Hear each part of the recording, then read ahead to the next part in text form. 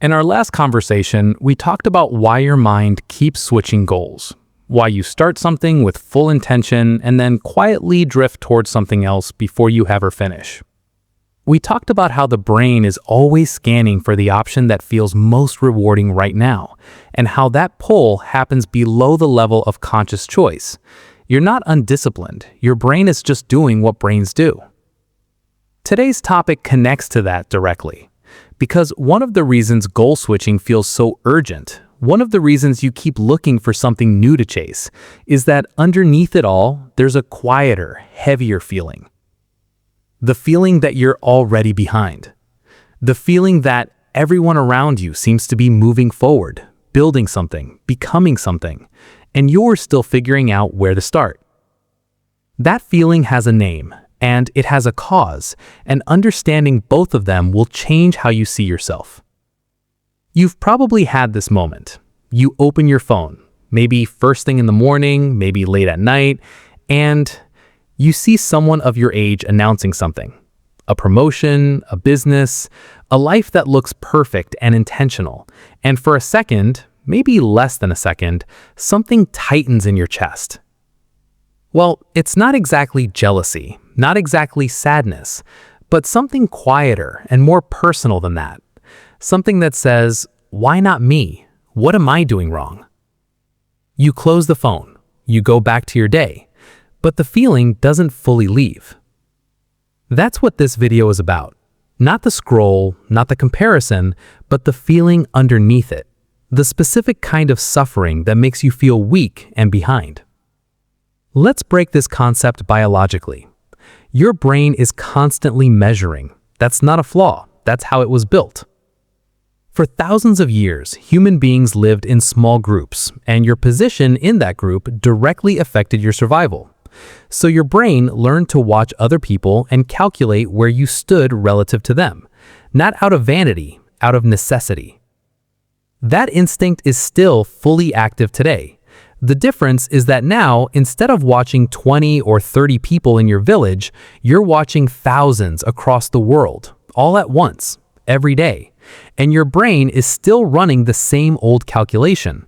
It's still asking, where do I stand? And when it looks at a curated highlight reel of thousands of people's best moments, the answer it comes back with is always the same. You're behind. This is called social comparison. The tendency to evaluate yourself by measuring yourself against others. And psychologists have known for decades that this is one of the fastest ways to destroy your own sense of wealth. But the thing is, you don't just compare your whole life to their whole life. You compare your inside to their outside. You compare your doubts, your private failures, your slow mornings and lost months to their announcements, their highlights, their most presentable moments. And that comparison will never be fair. It was never designed to be fair. And yet, your brain treats it as reliable data.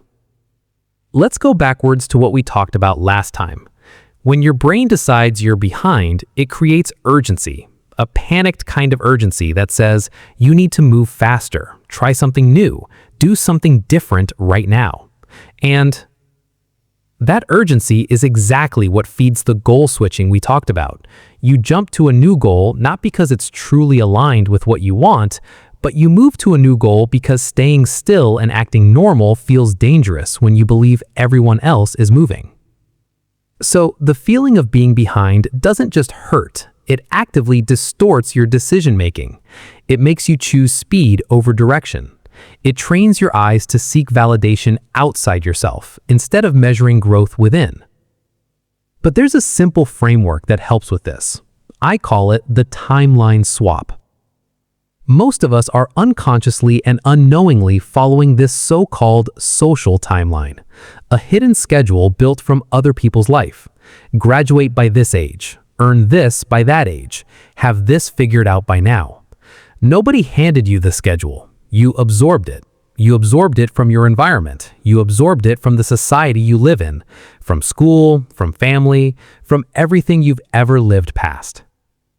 The timeline swap is simple. It asks one question. Whose timeline are you actually on? Because when you look closely, you'll often find that the milestones you feel late to, you never actually chose. They were benchmarks from someone else's life that you accidentally adopted as your own. Let me simplify this for you. Think about someone learning to drive. One person learns at 17, another at 25, another at 32. But none of them are late. They're just on different schedules, shaped by different circumstances and different lives. The person who learned at 32 doesn't arrive at their destination any slower or late.